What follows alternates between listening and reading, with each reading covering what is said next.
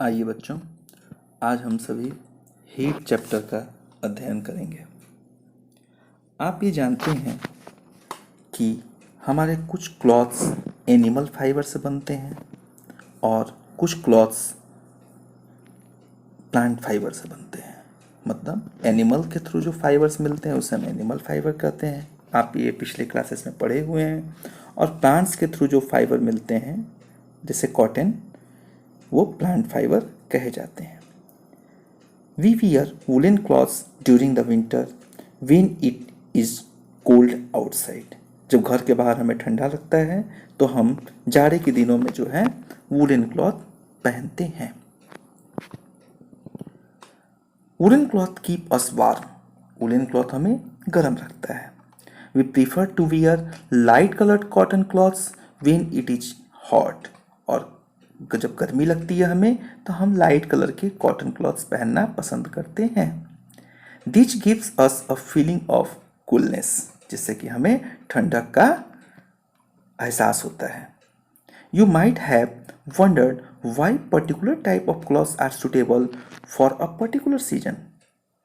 हमें यह जान के बहुत आश्चर्य होता है कि आखिर हम पर्टिकुलर टाइप खास तरह के कपड़े खास सीजन में क्यों पहनते हैं। जैसे जाड़े के दिनों में हम जो है वुलन क्लॉथ्स पहनते हैं और गर्मी के दिनों में जो है हम कॉटन क्लॉथ्स पहनते हैं, ऐसा क्यों। इन winter you feel cold inside the house. जाड़े के दिनों में हम सभी अपने घरों के अंदर, पिछला देखिए। You might have wondered why particular type of clothes are suitable for the particular season. आप यह जानकर आश्चर्यचकित होंगे कि आखिर हम पर्टिकुलर सीजन में पर्टिकुलर टाइप के क्लॉथ्स क्यों यूज करते हैं। ऑब्वियसली हम ये जानते हैं कि जो वुलन क्लॉथ्स हैं वो हमारे शरीर को गर्म रखता है। जाड़े के दिनों में, ठंडी के दिनों में, विंटर सीजन में हमें ठंडी लगती है, ठंडी का एहसास होता है, तो हमारे शरीर को वार्म रखने के लिए हमें वुलन क्लॉथ्स की ज़रूरत होती है। गर्मी के दिनों में, समर सीजन में हमें गर्मी लगती है, तो हमें ऐसे कपड़ों की ज़रूरत होती है जो हमें कूलनेस दें, मतलब ज़्यादा गर्मी न दें। तो ऐसे कपड़े जो होते हैं वो कॉटन के बने होते हैं, इसलिए हम गर्मी के दिनों में कॉटन क्लॉथ यूज करते हैं। अभी हम लोग आगे इसके बारे में, इसके और भी रीजन जानेंगे। In winter you feel cold inside the houses. If you come out in the sun you feel warm. ठंडी के दिनों में घर के अंदर जो है आप ठंडा महसूस करते हैं। जैसे ही आप बाहर धूप में आते हैं आपको गर्मी का एहसास होता है, गर्मी की फीलिंग होती है। In summer you feel hot even inside the house. लेकिन गर्मी के दिनों में, जिस घर में ठंडी के दिनों में आपको ठंडा लग रहा था, गर्मी के दिनों में घर के अंदर भी आपको गर्म लगता है। How do we know whether an object is hot और कोल्ड। आखिर हम यह कैसे जानेंगे कि कोई भी ऑब्जेक्ट गर्म है कि ठंडा है। तो कोई भी ऑब्जेक्ट गर्म है कि ठंडा है कैसे जानते हैं हम उस ऑब्जेक्ट को टच करते हैं और टच करके जान जाते हैं कि ऑब्जेक्ट गर्म है कि ठंडा है। मतलब हमारे कंपेयर में ऑब्जेक्ट का टेम्परेचर कितना है, उस आधार पर हम बताते हैं कि वह ऑब्जेक्ट हॉट है कि कोल्ड है। How do we find out how hot or cold an object is? In this chapter हम यह कैसे पता करते हैं कि कोई भी ऑब्जेक्ट गर्म है कि ठंडा है। In this chapter we shall try to seek answer to some of these questions. आइए हम इन्हीं क्वेश्चंस का आंसर इस चैप्टर में समझेंगे। हॉट और कोल्ड, गर्म और ठंडा, ये दोनों चीज़ें क्या होती हैं हम इसके बारे में देखेंगे। In our day to day life we come across a number of objects. हम अपने दैनिक जीवन में, रोज के जीवन में हम बहुत सारे ऑब्जेक्ट्स को देखते हैं, टच करते हैं, महसूस करते हैं या यूज करते हैं। सम ऑफ देम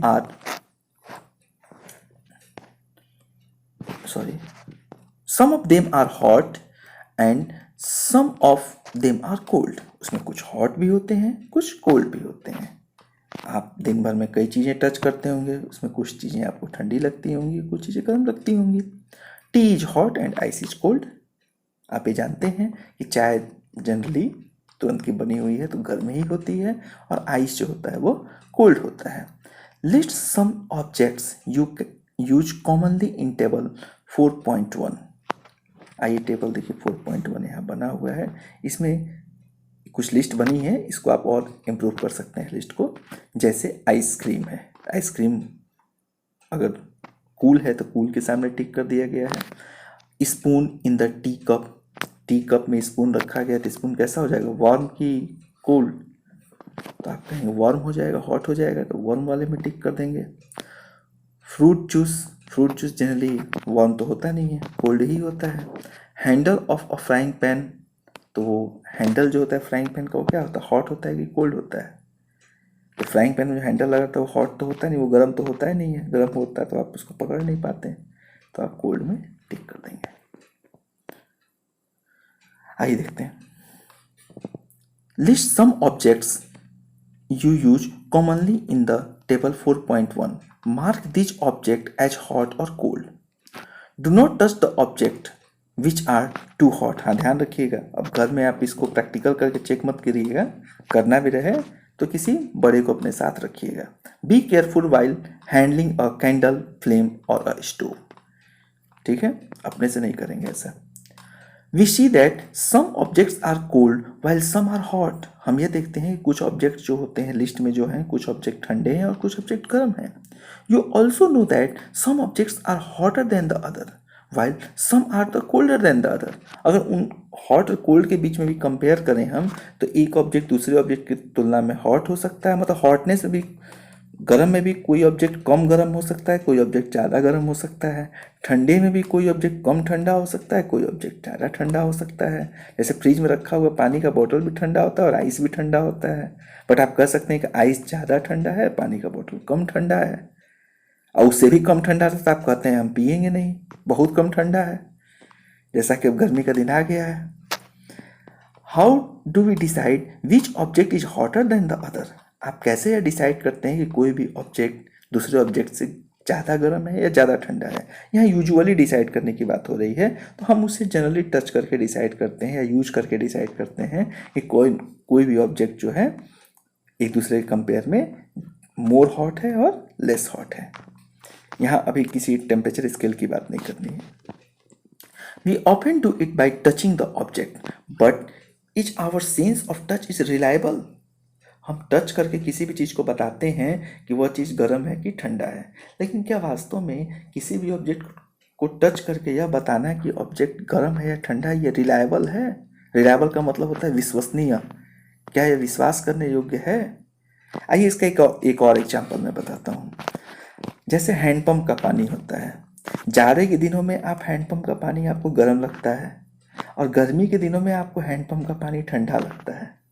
एक्चुअल में हैंडपम्प का पानी जैसा जाड़े के दिनों में था वैसा ही गर्मी के दिन में भी था, लेकिन जाड़े के दिन में हमारे शरीर का आउटर टेम्परेचर जो होता है, आउटर सरफेस का, वो कम हो चुका होता है, स्किन का टेम्परेचर या एटमॉस्फेयर का टेम्परेचर कम रहता है, तो हमें जो है हैंडपम्प का पानी गर्म लगता है।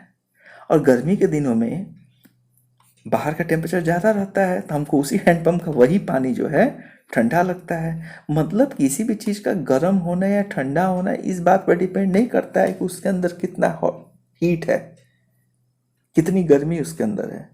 इस बात पर डिपेंड करता है कि उसकी गर्मी आपकी गर्मी से, आपके हाथों की गर्मी से, जिससे जिस भी सेंस ऑर्गन से आप ये पता करते हैं, हाथ पैर जिससे भी टच करके पता करते हैं, मान लीजिए हाथ से पता करते हैं, तो आपके हाथों की गर्मी से कम गर्म है कि ज़्यादा गर्म है।